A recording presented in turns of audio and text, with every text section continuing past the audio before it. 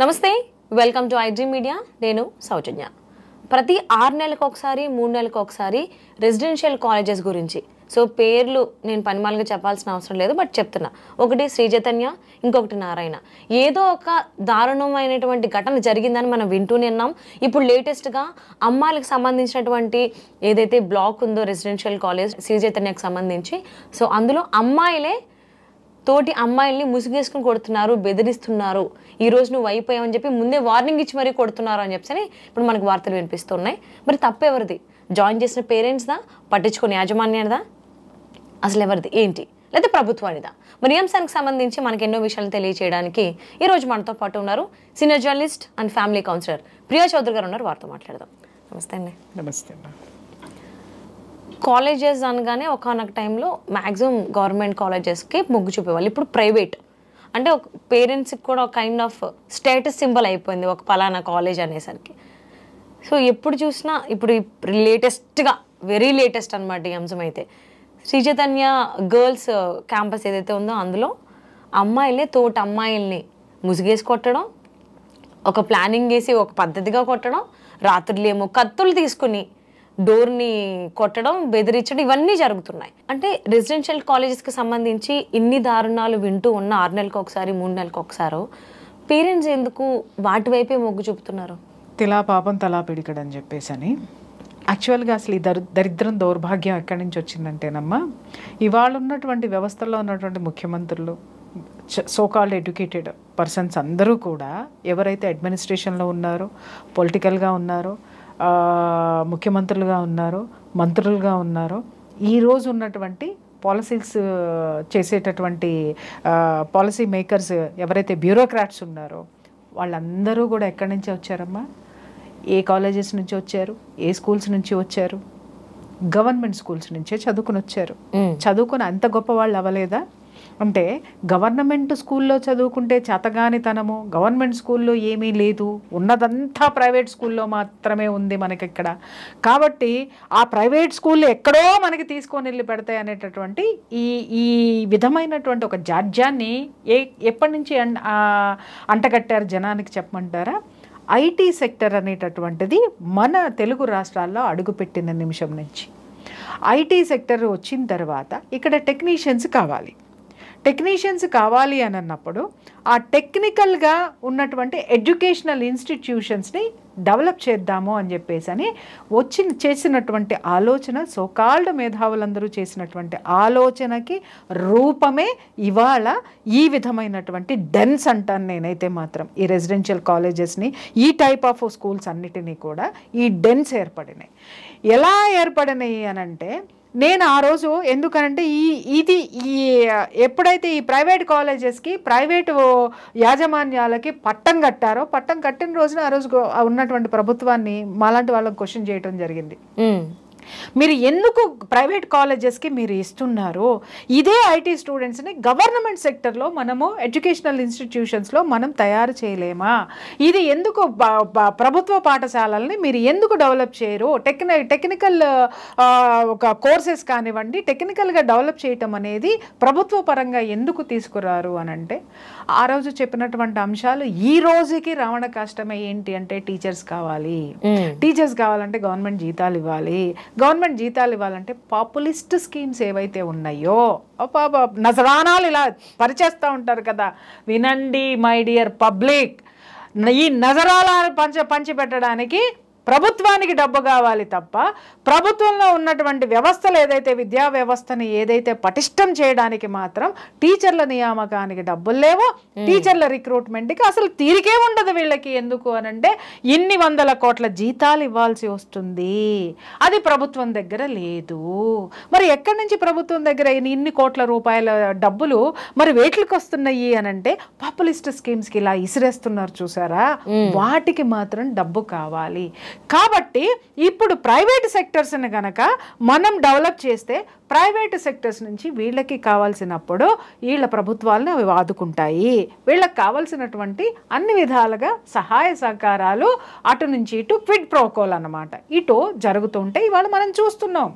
వచ్చినటువంటి రెండు తెలుగు రాష్ట్రాల్లో కూడా వీళ్ళు నిలబడాలన్నా పడిపోతుంటే నిలదొక్కుకోవాలన్నా కూడా మేజర్ అప్పర్ హ్యాండ్ ఎవరిది ఉంటుందంటే ఎడ్యుకేషనల్ ఇన్స్టిట్యూషన్స్ యాజమాన్యాల యొక్క ఆ యొక్క ధన బలము ధన సహకారాలు ఏవైతే సహాయ సహకారాలు ఏవైతే ఉంటాయో అవే ఇక్కడ ఇంప్లిమెంట్ అవుతాయి.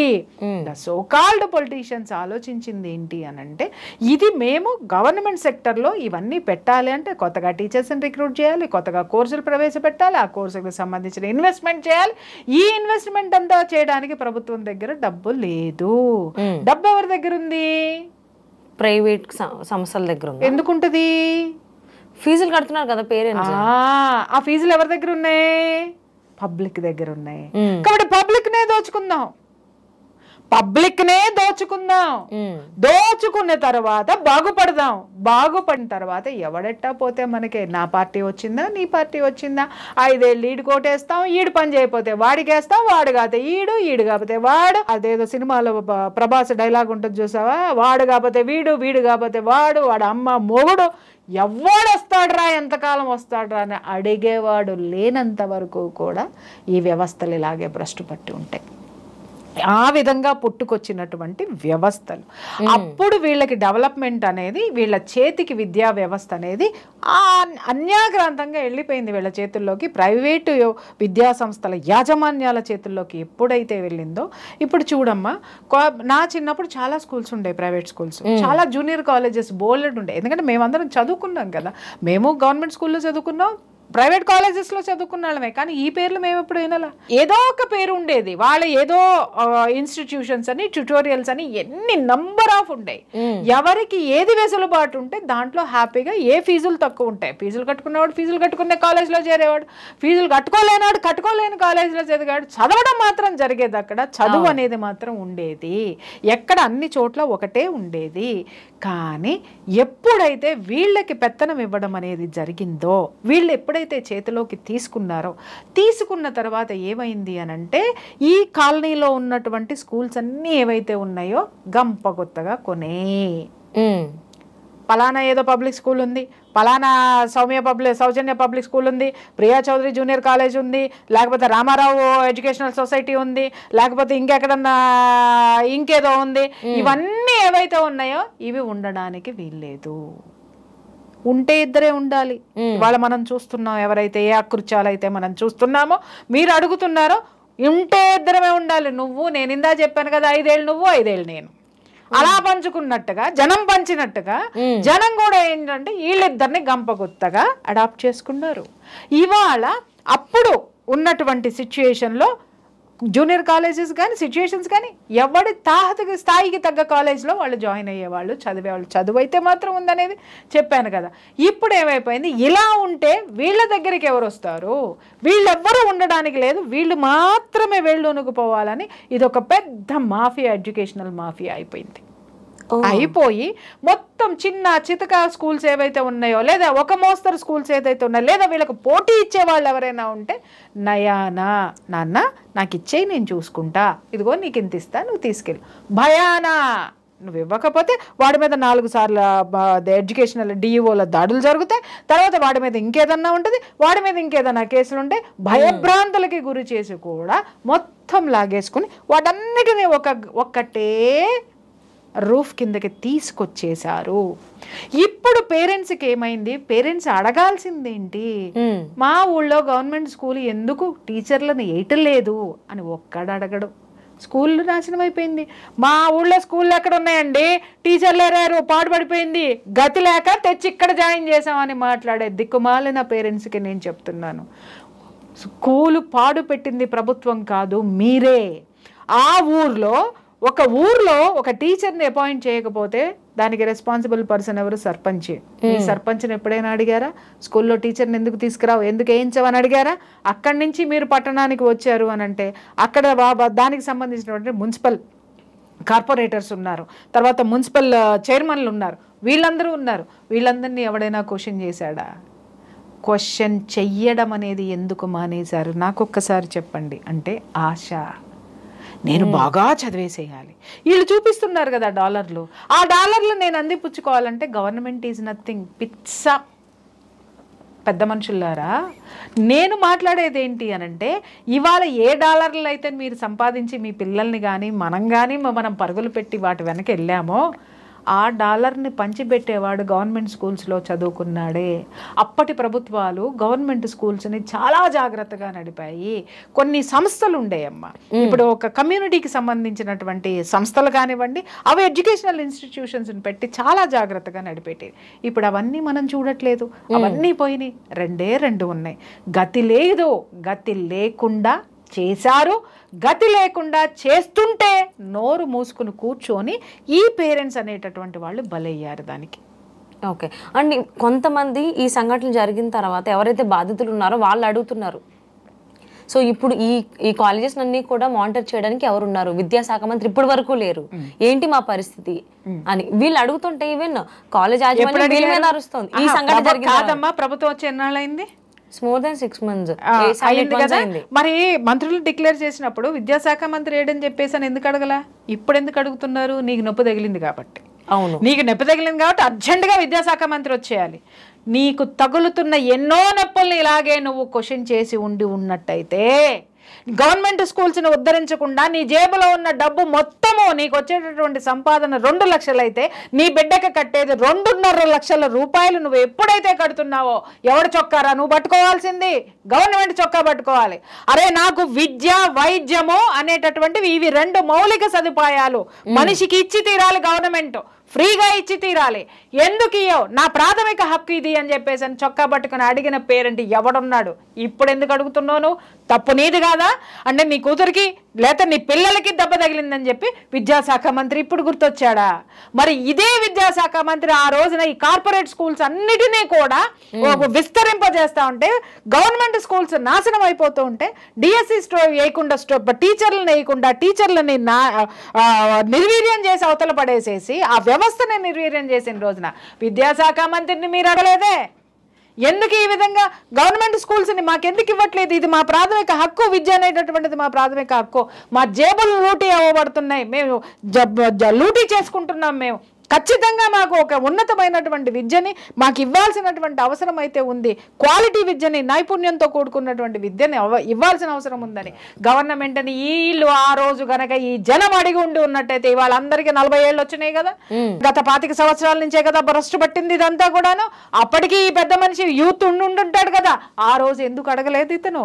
ఆ రోజు నువ్వు సమాధాన పడినటువంటి ఆ యొక్క క్షణమే ఇవాళ నీ బిడ్డకి అది పెద్ద ఊరై చుట్టుకుంటుంది. ఈ సామెత ఎప్పుడో ఉంది. నేను ఎప్పుడో ఒకటే మాట మాట్లాడతా. ఈ రోజు నీ దగ్గరికి ఏదైనా కష్టం వచ్చింది అంటే అది నువ్వు తెచ్చిందే, ఎవడో తెచ్చింది కాదు, అది నువ్వు తెచ్చిచ్చిందే. ఇకపోతే ఈ అరాచకాలు ఎంత భయంకరమైనటువంటివమ్మా. ఆడపిల్లలు పోయి పడేసి దుప్పట్లేసి కొడుతున్నారు, ముసుగులేసుకొచ్చి కొడుతున్నారు, కత్తులు పట్టుకుని కొడుతున్నారంటే నేను ఒక్క మాట నేను అడుగుతాను. 5 రోజులుగా జరుగుతుంది. అంతకుముందు ఎన్నిసార్లు దాడులు జరిగినాయి? జరిగిన వెంటనే సీసీ కెమెరాలు పెట్టాల్సిన అవసరం లేదా? ఇంకొక మాట నేను అడుగుతున్నా, అసలు వీళ్ళు ప్రొటెక్షన్కి సంబంధించినటువంటి వాల్యూస్ ఏం తీసుకున్నారు ఆ కాలేజ్లో? లేడీస్ కాలేజ్లో ఎస్పెషల్లీ వాళ్ళకి సంరక్షణ, వాళ్ళకి సెక్యూరిటీ పరమైనటువంటివి ఏ జాగ్రత్తలు తీసుకున్నారు అని ఈ సోకాళ్ళు 2.5 లక్షలు కట్టేటటువంటి పేరెంట్స్ జాయిన్ చేసేటప్పుడు ఏమన్నా అడిగారా? జాయిన్ చేసే రోజున వెళ్ళి ఆ హాస్టల్ రూమ్లో చూసొచ్చారా? అరే నువ్వు ఉండేటటువంటి నీ బిడ్డ, అమ్మ కనీసం గాలి వస్తుందా నీ పిల్లకి? నీ ఇంట్లో నీ పిల్లని నువ్వు ఎలా పెంచుకుంటున్నావు? దానికి గాలి రావాలంటే గాలి, ఏది తినాలనిపిస్తే అది వండి పెట్టావు, ఏది చేయాలంటే అంత గారాబంగా పెంచుకున్నటువంటి నీ బిడ్డ గాలి కూడా చొరబడనటువంటి చీకటి గదుల్లో మగ్గుతుంటే 2.5 లక్షల కింద కౌంటర్లో కట్టినావు తప్పితే పైకెళ్ళి నీ బిడ్డ ఎలా ఉంటుందనేటటువంటిది నువ్వు చూసావా మిస్టర్? ఆ రోజు ఉన్న గదిలే ఈ రోజు కొత్తగా రాలేదు, ఈ రోజు కొత్తగా వచ్చినాయి అయితే కాదు, నువ్వే దాంట్లోకి తోసావు నీ బిడ్డని. తోసి ఈరోజు లబలబా కొట్టుకుంటున్నావు, నా పిల్లల్ని ఔటింగ్కి పంపించట్లేదండి అని. తెలీదా? ఎన్నిసార్లు మనం చూసాం ఇదే విద్యా వ్యవస్థల్లో ప్రతి 3 నెలలకోసారి, ప్రతి 6 నెలలకోసారి ఆత్మహత్యలు చేసుకోవడం అని చెప్పేటటువంటిది. ఎందుకు ఆడపిల్లలు ఆత్మహత్యలు చేసుకుంటున్నారు? ఎందుకు మగపిల్లలు ఈ రెసిడెన్షియల్ స్కూల్స్లో ఎక్స్పెషల్లీ దీంట్లో ఎందుకు ఆత్మహత్యలు చేసుకుంటున్నారు? ఎవరికి తెలియనటువంటి విషయమా ఇది? స్ట్రెస్ తట్టుకోలేక. ఏ స్ట్రెస్ అమ్మా? ఆ చీకటి గదులు లాంటి గదుల్లో పడి వాళ్ళకి వెలుతురుండదు, గాలి ఉండదు, మంచి గాలి పీల్చుకోవాలంటే బయటికి రాలేరు. చదువు చదువు చదువు చదువు. వాళ్ళకి నొప్పి వచ్చినా వచ్చి స్టడీ రూమ్లో కూర్చోవాలి. వాళ్ళ మనసులో ఏదైనా పక్కన ఒక రూమ్లో 4 ఉంటారు, వాళ్ళకి పడక గొడవలు పడితే చెప్పుకోవడానికి ఒకళ్ళు ఉండరు. కనీసం వార్డెన్ ఏమన్నా ఫ్రెండ్లీగా ఉండి వీళ్ళతో ఏమన్నా మంచిగా ఉంటుందా అనంటే, నిన్నగాక మొన్న చూసా ఆ వార్డెన్ యొక్క మహత్కార్యాలన్నిటినీ కూడా మనం ఆ అమ్మ కనీసం ఒక్కదానికి కూడా సమాధానం చెప్పకుండా చక్కమోహం వేసుకునేట్టు చూస్తా ఉంది. ఇంతమంది ఆడపిల్లల యొక్క మాన ప్రాణాలు నీ చేతిలో పెడితే నువ్వు ఏం పీకుతున్నావు? జీతానికి పనిచేస్తున్నావు. సిగ్గు లేదా నీకు? నేను ఇంతకు ముందు వ్యవస్థలో కూడా నేను మాట్లాడా. వార్డెన్ యొక్క పాత్ర చాలా కీలకం. హాస్టల్స్ లో ఉన్నప్పుడు వాళ్ళు ఏం చేస్తున్నారు? ఇవన్నీ జరుగుతున్నప్పుడు వాళ్ళ పని ఏంటి? కూర్చొని టిఫిను, ఏదో ఆ డైలాగ్ ఉంది చూసా, కాఫీలు తాగారా, టిఫిన్ తిన్నారా, మధ్యాహ్నం భోజనం చేశారా, లేచామా, తిన్నామా, పడుకున్నామా, తెల్లారిందా, మళ్ళీ లేచామా, తిన్నామా, పడుకున్నామా, తెల్లారిందా, ఈ పనులు చేస్తున్నారా? ఏం చేస్తున్నారు? వాళ్ళు ఎన్నో చెప్తున్నారు. అన్నంలో పురుగులు వస్తున్నాయండి, అదేంటి డైజెస్టివ్ ప్రాబ్లమ్స్ వస్తున్నాయి, ఇక్కడ భయంకరమైనటువంటి స్థితి ఉంది అని అంటే, అందులో ఒక పేరెంట్ అడుగుతున్నాడు, ఏం మాట్లాడుతున్నావు, ఏం చెప్తున్నావు అని పేరెంట్ మీదకి ఒక గుండా వచ్చి మాట్లాడుతున్నాడు. ఆ సంస్థకి సంబంధించినటువంటి వాడు ఎవడైనా కావచ్చు, లెక్చరర్ కావచ్చు, అడ్మినిస్ట్రేషన్ కావచ్చు, గోండా అనే మాట్లాడుతున్నాడు. 2.5 లక్షలు కడుతున్నామని అతని యొక్క బాధని ఆ పేరెంట్ చెప్తూ ఉంటే, ఉక్రోషాన్ని చెప్తుంటే, ఎవరి కోసం కడుతున్నావు అన్నాడు. అరే బచ్చా, ఇంకా వేరే తిట్టు, అది తిడితే బాగోదని చెప్తున్నా. 2.5 లక్షలు ఆ బిడ్డలకి కడుపు నిండా తిండి పెట్టమని కట్టారా నీకు? ఆ బిడ్డలకు ఒక మంచి చదువునివ్వమని కట్టారు. కానీ ఇలా పశువుల్లాగా, పశువులు కూడా కాదమ్మా, అదే కరుడు కట్టినటువంటి ఒక సైకో కిల్లర్స్ని పడేసేటటువంటి స్థితిలో పడేశారు. ఇలాంటి స్థితిలో మానసిక పరిస్థితి ఆ పిల్లలకి ఎలా ఉంటుందో తెలుసా? స్వచ్ఛమైనటువంటి గాలి రాకపోతే తల్లి, ఆ థాట్ ప్రాసెస్ ఏదైతే ఉంటుందో, చదవలేదనే టెన్షను, హోంవర్క్ చేయలేదనేటటువంటి టెన్షను, ఇవాళ ఎగ్జామ్ ఉంది ఎన్ని మార్కులు వస్తాయో టెన్షన్, ఎందుకంటే 2.5 లక్షలు కట్టారు కదా, 2.5 లక్షలు కట్టాను కదా అని మొదలెడుతుంది. అమ్మ దగ్గర నుంచి, అమ్మమ్మ దగ్గర నుంచి, అయ్య దగ్గర నుంచి అందరు 2.5 లక్షలు. మీ బిడ్డ అడిగిందా మిమ్మల్ని 2.5 లక్షలు కట్టమని చెప్పి? మీరు అడిగారు మీ కోరిక కోసం. అరే మీ అమ్మాయి తాహత ఎంత, ఆ అమ్మాయి ఇష్టాలేంటి, ఆ అమ్మాయి ఎలాంటి స్వేచ్ఛ కావాలి, ఎలా బ్రతుకుతుంది, అరే ఈ చదువులు, ఇంజనీరింగ్లు, డాక్టర్లు, ఇవే నా ప్రపంచం, ఇంకా లేదా ప్రపంచం ఏమీ నీకు? ఎన్ని ఉన్నాయమ్మా పిల్లలు నేర్చుకోవాలంటే ఎడ్యుకేషన్ వ్యవస్థలో ఎన్ని ఉన్నాయో, దయచేసి వాటికేసి చూడండి. ఎంతసేపు డాలర్లు డాలర్లు డాలర్లు అని మీ పిల్లల్ని సైకోల కింద తయారు చేస్తున్నారు ఈ పేరెంట్స్ కూడా. సో అంటే ఫస్ట్ డే మనం అనుకున్నాం ఎవ్రీ 6 months or 3 monthsకి ఇలాంటి సంఘటనలు జరుగుతున్నాయి ఆ ప్రైవేట్ ఇన్స్టిట్యూషన్స్లో. అయినా కానీ పేరెంట్స్ అన్ని లక్షలు కట్టించుకుంటారు కదా యాజమాన్యం, కనీసం హాస్టల్ రూమ్ చూడడానికి కూడా పేరెంట్స్ని అలౌ చేయరు. మా రూల్స్ ఒప్పుకోవండి, మేము పంపించాం, రూల్స్ కాదు రూల్స్ ఎప్పుడు ఒప్పుకో, ఎందుకు ఒప్పుకో? నువ్వు డబ్బు నేను కడుతున్నా, నీకు డబ్బు నేను కడుతున్నానంటే ఇక్కడ యజమాని ఎవడు? నేను. నాకు కొన్ని హక్కులు ఉంటాయి. ఆ హక్కుల్ని నువ్వు ఖచ్చితంగా, ఇంకొకటి, నేను నీకు ఒక వస్తువు నీ దగ్గర నుంచి నేను కొంటున్నప్పుడు దాని గ్యారంటీ నువ్వు ఇవ్వాల్సిన అవసరం ఉంది. దానికి సంబంధించిన ప్రతిదీ నా డౌట్స్ క్లియర్ చేయాల్సినటువంటి అవసరం నీకుంది. ఇది ఏంటి అనంటే సప్లై అండ్ డిమాండ్ సబ్జెక్ట్ లో ఉంటది. ఏంటి అనంటే డిమాండ్ అని బట్టి ఆ సప్లై అనేటటువంటి సెక్టర్స్ ఎలా పెరుగుతాయి, దానికి సంబంధించి ప్రైస్ ఎలా ట్యాగ్ చేస్తారు, ఇవన్నీ ఉంటాయి. ఇక్కడ డిమాండ్ అండ్ సప్లై ఏముంది అనంటే, డిమాండ్ ఐటీల మీద ఉంది, డాలర్ల మీద ఉంది. సప్లై ఏముంది? ఆడపిల్లల్ని ఈ విధంగా హాస్టల్స్లో తోసే సప్లై ఉంది. ఇవి రెండే చూస్తున్నారు తప్ప మనుషులండి మీ ఆడపిల్లలు అనేటటువంటిది ఎంత సున్నితమైనటువంటిదో మీకేమన్నా అర్థమవుతుందా? దయచేసి ఆడపిల్లల్ని ఒక అద్భుతమైనటువంటి స్త్రీమూర్తిగా తయారు చేయాల్సిన ఒక ఆడపిల్లల్ని మనీ సంపాదించే మెషన్స్ కింద ఒక లేనిపోని అనవసరమైనటువంటి టార్గెట్లు వాళ్ళకు పెట్టి వాళ్ళ నెత్తి మీద స్ట్రెస్ పెట్టేసి వాళ్ళని ఎక్కడికో చేసేసి మీ ఆడపిల్లల్ని ఏం చేస్తున్నారో మీకేమైనా అర్థమవుతుందా? పక్కింటి అమ్మ చదివిందని ఈవిడ చదవాలి, పక్కింటి అమ్మ అమెరికా వెళ్ళిందని ఈడి పిల్ల వెళ్ళాలి. ఏంటిది? ఏం చేస్తున్నారో అర్థమవుతుందా? పక్కింటి అమ్మ, ఆ అమ్మ చెయ్యాలనుకున్నది చేసింది, కానీ అమెరికా వెళ్ళిన బిడ్డ కూడా నీ బిడ్డ దగ్గరికి ఇండియా పరిగెట్టుకుని వచ్చేటటువంటి విద్యలు ఇక్కడ లేవా? అవసరాలు ఇక్కడ లేవా? శక్తి ఇక్కడ లేదా? దానికి సంబంధించినటువంటి ఏ సబ్జెక్టులు ఇక్కడ లేవా? వీళ్ళకి తెలియదు. కేవలం ఏంటి అనంటే డాలర్లో, కేవలం ఏంటంటే బ్రాండింగ్లో, కేవలం ఏంటి అనంటే కార్లు, కేవలము వీళ్ళు ఇచ్చేటటువంటి ఆ యొక్క ప్రేమ వస్తువులకి ఇస్తున్నారు. అడగండి వాళ్ళని, డాలర్లకు ఇస్తున్నారు, బిడ్డలకి ఇవ్వట్లేదమ్మా. వాళ్ళు ఎప్పుడైతే ఆడపిల్లలమ్మా స్ట్రెస్కి లోనవుతారో ఆ మనలో నుంచి వచ్చేటటువంటి ఆ స్ట్రెస్ మనము మన యొక్క శ్వాసని ఉచ్ఛ్వాస నిశ్వాసాలు అనుకుంటాం, ప్రాణం ఇస్తుంది, ఆ కార్బన్ డైఆక్సైడ్ బయటికి పోతుంది, ఆక్సిజన్ తీసుకున్నాను. రేపు పిచ్చి పుష్పాలారా, తీసుకునేటటువంటిది ప్రాణశక్తి. ఆ ప్రాణశక్తి నీ చుట్టూ ఉన్నటువంటి వాతావరణము చాలా క్లీన్గా ఉండాలి. ఉన్నప్పుడు మాత్రమే ఆరోగ్యకరమైనటువంటి ప్రాణశక్తి నీలోకి వెళ్తుంది. నువ్వు నీ రిలీజ్ చేసేటటువంటి కార్బన్ డైఆక్సైడ్కి ఇంకొక పేరు చెప్పమంటావా? నీ లోపల ఉన్నటువంటి స్ట్రెస్, దానికి సంబంధించినటువంటి ఆనవాళ్ళు, అవి ఎప్పుడైతే బయటికి వచ్చేస్తాయో ఆ స్ట్రెస్ ఈ రూమ్లో ఉండిపోతుందమ్మా, ఈ ఎయిర్లో నిండిపోతుంది. ఆ నిండిపోయినటువంటి ఆ స్ట్రెస్ కానివ్వండి, టెన్షన్ కానివ్వండి, భయం కానివ్వండి, లేకపోతే ఇంకొకరి మీద కోపం కానివ్వండి, ఆకలి కానివ్వండి, శారీరక బాధలు కానివ్వండి, నాకే ఎందుకు ఇలా ఉంది, నేను ఇప్పుడు కడుపులో నొప్పి వస్తుంది, లేకపోతే ఇంకొకటి వస్తుంది, ఎవరికి చెప్పుకోవాలో తెలియదు, ఒంటరితనంలో ఎన్నో ఆలోచనలు మనకి పుంకాలుగా రిలీజ్ అవుతాయి. ఆలోచనలన్నీ రూమ్లోనే ఉంటాయి. ఎందుకంటే కనీసం ఒక కిటికీ లేదు బయటకు గాలి పోవడానికి, లోపల గాలి రావడానికి. ఆ థాట్ ప్రాసెస్తో నీ ఆరా మొత్తం కూడా డిప్రెషన్ తోటి నిండిపోతుంది, ఫ్రస్ట్రేషన్తో నిండిపోతుంది. డిప్రెషన్ ముదిరితే సూసైడ్ అన్న అవుతుంది, లేదంటే ఫ్రస్ట్రేషన్ అన్న అవుతుంది.